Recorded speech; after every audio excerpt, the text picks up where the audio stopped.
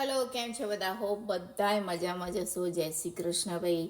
છોકરાઓ સ્કૂલે ગયા છે, હસબન્ડ એમના કામે, અને આપણે ઘરે એકલા હોય એટલે ઓબ્વિયસલી જમવાનું તો તમે શું બનાવો એમ થાય. કોણ બધું એકલા માટે ઝંઝટ કરે? તો મેં બી એવું વિચાર્યું, પણ બહાર એવી ઠંડી છે અને મને ખાવાની ઈચ્છા થઈ હતી. આમ તીખું તમતું અને ખાટું મીઠું હોય ને, એમ ચટાપટાવાળું.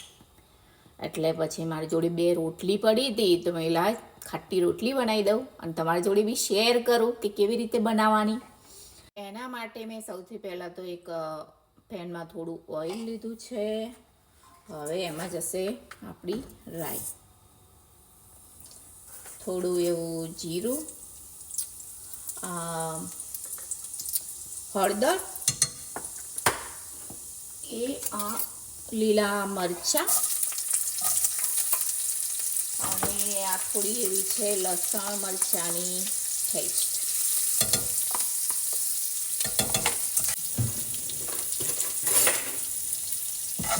બધું સતળાઈ જાય એટલે આમાં તમે આદુ બી એડ કરી શકો છો જો તમને ગમતું હોય તો.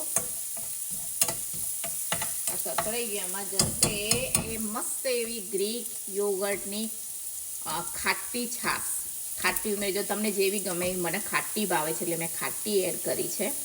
એ આપણે છાશને વઘારી દીધી.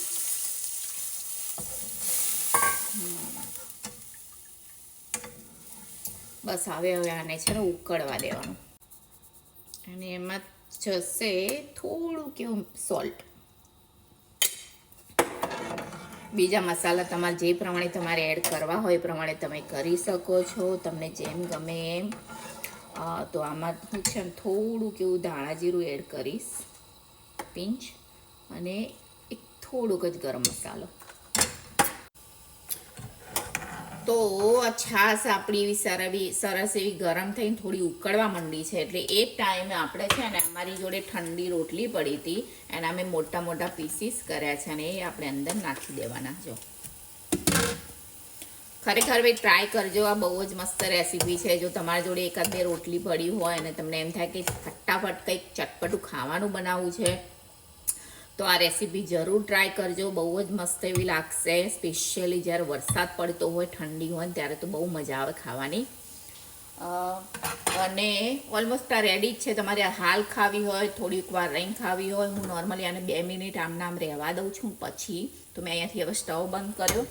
ઉપર તમે કોથમીરથી ગાર્નિશ કરો. મારી જોડે કોથમીર નથી, પણ મારી જોડે આ મીઠો લીમડો છે સમારેલો, એટલે હું એ નાખીશ. તો એ આપણી ખાટી રોટલી મસ્ત એવી રેડી છે.